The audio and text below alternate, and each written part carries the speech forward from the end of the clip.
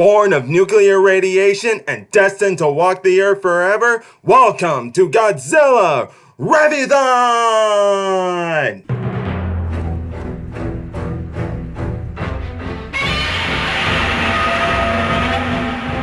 What's up, YouTubers of the world? Mega Geek Mixer here, ready to give you guys the 28th installment to the Godzilla franchise, Godzilla Tokyo S.O.S. And this, guys, is the first and only direct sequel to the Godzilla franchise in the Millennium series. That's right, guys, this is a direct sequel after Godzilla against Mechagodzilla. Every other film that was introduced to us in the Millennium era, nothing but a standalone. But this one, a direct sequel to Godzilla against Mechagodzilla. And what it is that it is a year later. You see, in Godzilla against Mechagodzilla, it happened last year, in the year it happened then, and then they do a time jump to this movie where it's a year later now, and Godzilla has disappeared and Mechagodzilla is under repairs. But in this film, Godzilla and Mechagodzilla will fight again, but this time they aren't going to be alone. Another monster decides to enter into the battle, that being Mothra. And not only that, but I'm pretty sure if I mentioned this in the Godzilla against Mechagodzilla installment, and how this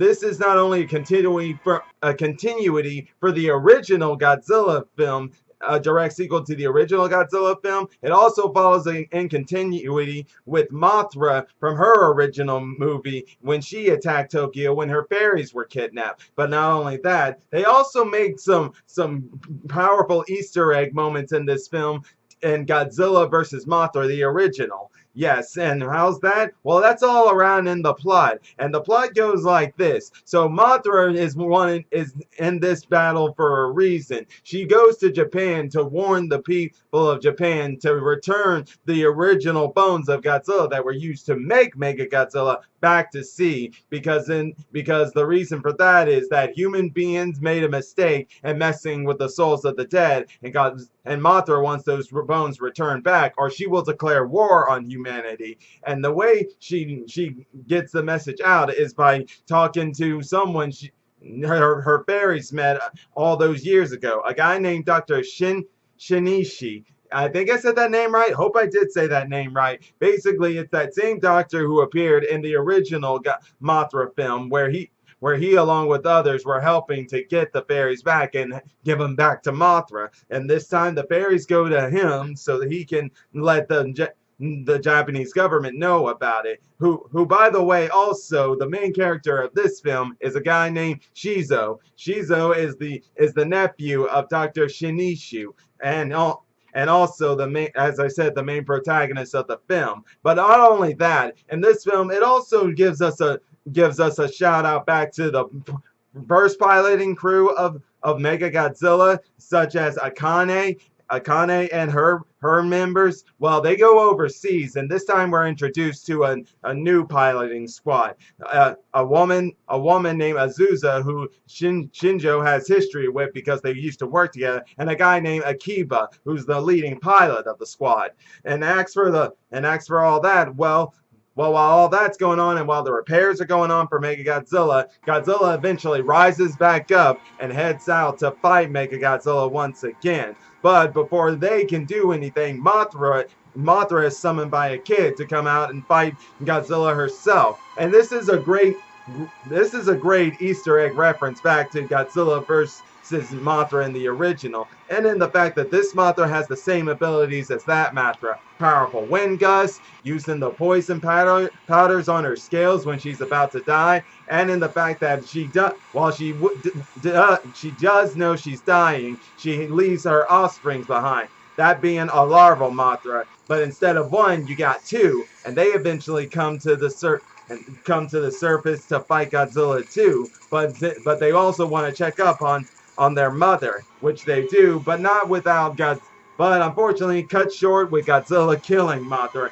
and that's when they are left trying to get revenge. But it's during in between that also Mechagodzilla shows up. You see, before the larvae show up to help their mother, Mechagodzilla shows up and helps distract Godzilla, and these two once again collide. And like their last battle, pretty good action there. Mechagodzilla shooting its weaponry, Godzilla also getting in some good hits. And there was an interesting scene where actually Mechagodzilla flipped Godzilla overhead.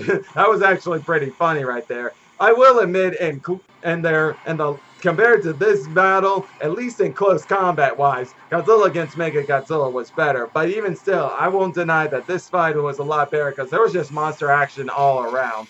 And because even though like Godzilla and Mechagodzilla were going at it and stuff. Eventually, though, it got to a point where Godzilla pulled a trick off on Mechagodzilla to knock him out, and then Shinjo would have to use his engineering skills to try to fix Mechagodzilla, which he did, and that's when Mechagodzilla got back into the fight. And this all happened during when Godzilla had killed Mothra. But when they got back on their feet, that's when Mechagodzilla decided to stop playing around, used its drill hand, and damaged the chest wound on Godzilla. You see, Godzilla had got a wound in the last film after their last battle that left him injured and he returned out to sea. Well, he still has that chest wound and it wasn't fully healed yet. And when Mechagodzilla aimed for that and used its lasers on it, that's what really brought down Godzilla. But in doing so, when Godzilla was roaring in agony, it awoken Mechagodzilla's spirit as the original Godzilla. But instead of attacking Tokyo this time, he decided to take Godzilla out to sea where they would both rest in peace. And that is basically the movie. And like I said in the human plot, it was just really about the fairies asking the government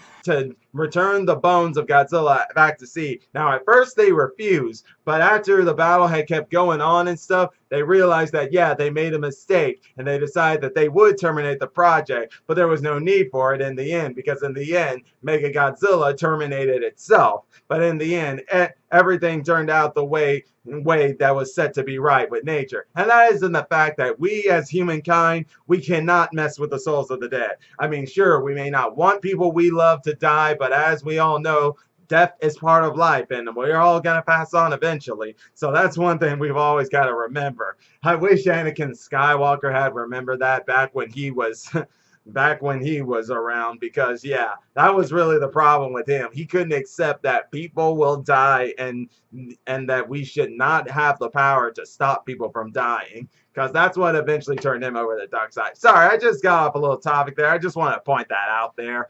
But definitely, this was a great movie. Like I said in my last video, I mean, Godzilla against Mechagodzilla was great, but it was more like a setup to this one, because this is where the action really stood out. I do admit, melee-wise, I like the melee combat better in Godzilla against Mechagodzilla, but even still, action just everywhere you go, from Godzilla fighting the adult Mothra to fighting the larval Mothras and Mechagodzilla. What can go wrong on that end? So this is definitely a good film. I'd probably put it also in the middle of my favorite Godzilla films, but not on my top 10 list. Just in the middle, somewhere around there. But it was definitely a great film, and a definitely good callback to Godzilla, the original Mothra movie, and the Easter eggs it brought with Mothra and its abilities and fighting Godzilla, and in the end, Godzilla destroying the adult Mothra and the larval Mothras, taking on the battle afterwards and spraying him, webbing him so he can fall down. Yeah, that's pretty much what it was. And also that Easter egg and the fact that when Mothra died, its predecessor, its successor, the larval moss, would take over. And instead of one, you got two. So that was definitely all good there. And it was definitely great seeing the action in all different ways. And the special effects weren't also bad either. So yeah, I would definitely say give this one a watch. It's definitely a good one to have on your feet there, and definitely a good one to keep on your list. Maybe not like one of your must watch, but definitely a good one. But in any case, that'll be all for today, guys. And if you're enjoying my videos, all you gotta do is click that like button, subscribe to the channel, and hit the bell icon to be notified of when I make more videos. And until then, I'm gonna see you guys in the next Godzilla Reviewthon. Until then, Mega Geek Mixer signing out. Bye.